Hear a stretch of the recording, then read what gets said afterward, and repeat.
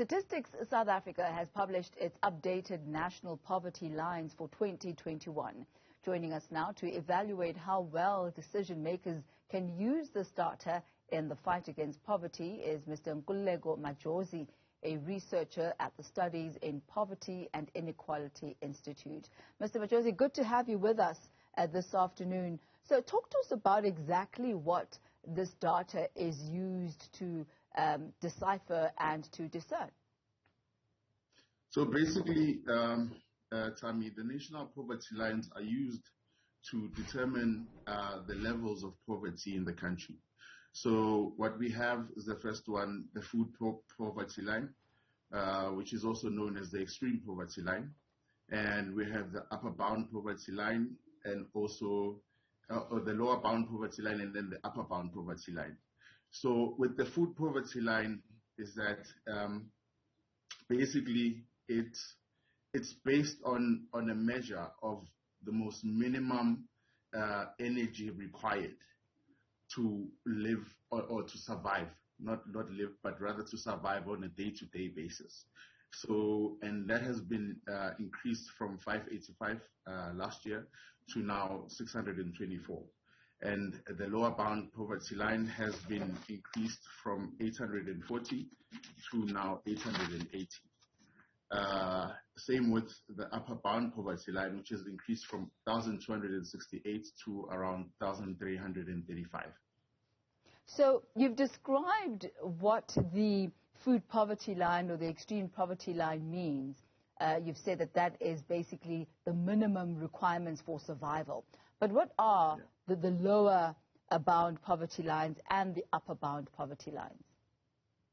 So basically, with the lower bound poverty line is, it's the food poverty line plus a certain measure based on non-food items that a household would need. So it's survival based on food plus a few non-food items. And then the upper bound poverty line is also survival based on the minimum requirements of food to survive on a daily basis and other non-food items. So basically, the issue for us as a research institute is that this matrix of determining poverty in the country is outdated because basically it's based on experts' determinations of what ordinary people deserve. So it's not based on what it realistically takes to live a decent life in South Africa. So you're saying that the numbers are available. Stats say, does this analysis and they come up with a group of numbers. But you're saying that these numbers are actually not a clear representation of the extent of the poverty on the ground. Is that correct? And if I am correct, how then should we be gauging the extent of poverty? How then should we be gauging the bare minimums that South Africans need to survive? So as I alluded to earlier, basically the food poverty line, which is the extreme poverty line, is based on a WHO, World Health Organization, determination of the number of kilojoules, like the minimum number of kilojoules it would take a human body to survive on a day-to-day basis. Now, that is just survival. It's not living a life of a decent life, basically. So it's minimal survival, and we are saying that that's not a human-centric way of trying to measure what is acceptable, an acceptable standard of living for people to maintain on a daily basis. Now, as a Studies in Poverty and Inequality Institute, we've been pushing for the decent standard of living measure to be the official measure that is used in order to calculate or to determine poverty in South Africa. Now, with the DSL, is that it is a human-centric approach to determining poverty, and it's based basically on a choice or socially determined choice of 21 socially perceived necessities. So what we did here is that we carried out research with people, with ordinary South Africans, and they basically gave us these 21 socially perceived necessities that it would take for them to live a decent life on a day-to-day in South Africa. So we believe that that is a more human-centric approach, a more approach that recognizes that people need to live at a decent standard rather than at just a standard of just merely surviving. I'd be quite interested to actually find out what some of those 21 socially perceived necessities are. So these are based on a combination of food items, not non-food items, and also access to social networks that allow people to fully participate in society. So what you will find is that people will, within these 21 socially perceived necessities, is that you will find food items, you'll find things such as access to or having electricity in your house, having shelter to start off with. New entrance for this year is having a bathtub or a shower within the house, and also having access maybe to someone who can take care of you when you are ill.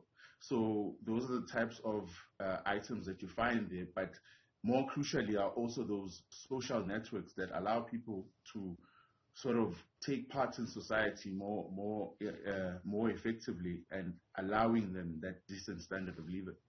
There's also the food basket, which is measured by the Stats SA survey that they do. When you look at that food basket and you juxtapose it to perhaps the food items that are in your 21, in your DSL, in the 21 socially perceived necessities, how do those two differ and in what ways? I mean, people need basically, it's the staple items, but more than just the staple items. Of course, you will find that people need meal, they need meat, but in terms of the 21 perceived necessities, we don't factor them in terms of calculating the different food items, but it's a whole list of things, both food and non-food, plus including the social networks that people have determined that they need in order to live a decent life. So, for example, you'll find other people saying that you need a fence around your household in order to be characterized as a person who has a decent standard of living.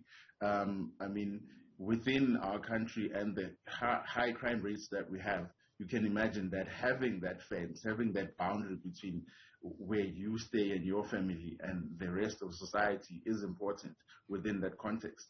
So it's more than just a breakdown of the food items. It includes much more. So looking at the statistics from Stats SA, what does the revision of the poverty line actually really mean?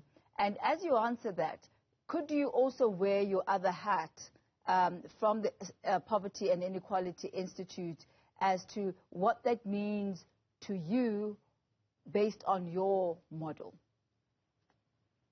Well, I mean, the adjustment to the national poverty lines is a clear indication, first of all, that the standard or the cost of living, rather, in South Africa has gone up. And this has serious implications for ordinary South Africans, especially now during the times of COVID-19, also with unemployment at historic high rates, also more pertinently with jobs within the informal sector having been impacted by the various lockdowns. So in terms of now, what that means for ordinary people out there, is that it takes more now to survive in South Africa. And what we have in terms of our social security measures and social assistance grants, what we have in place is that it's not even meeting the standard of the food poverty line, or what we call the extreme poverty line.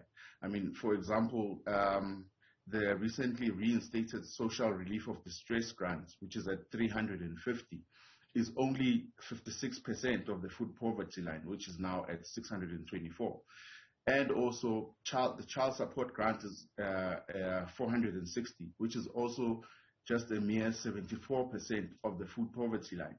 So what we find is that there's a mismatch between how our government is determining the levels of poverty and also the programs that are putting in place to sort of ease the burden of poverty on ordinary South Africans.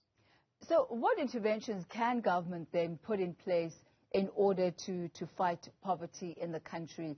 And I guess the type of actions and policies that will line up with the realities of poverty-stricken South Africans on the ground? I think for us at SPY, what is most crucial at the moment is that beyond the social relief of distress grants, what we need to see from our government is the implementation of a universal basic income that would afford our people that basic security that would allow them to be able to afford life on a daily basis and be able to live a decent life. Now, that basic income, we also argue, is that would need to come at the upper bound level of poverty, as determined by Stats SA now to be 1,335. There are other issues here that form part of a person's, life and living standards. And when you were speaking earlier on about your 21 socially perceived necessities, one of the things or some of the things that were mentioned were things like the presence of a bathtub and access to it in the shower, etc. But have you perhaps factored in Eskom, for example, and the increasing rates that South Africans actually have to be paying for electricity? Is that ever counted in as a very real and extreme expense for South Africans? And I wonder where that fits in then in the 624 Rand. I mean, exactly, Sam. I mean, electricity prices keep on going up. Now, if you determine that what it takes for a person to live or to survive on a daily basis is 624 Rands, that means that basically you are not factoring in the cost of electricity. You're not factoring in the cost of other basic items that a person needs that are not food related. I mean, we need access to transport, you need transport money, you need other things other than food to survive. So the 624 really does not cater for that. Yeah. Certainly paints a bleak picture, but we thank you very much for your time.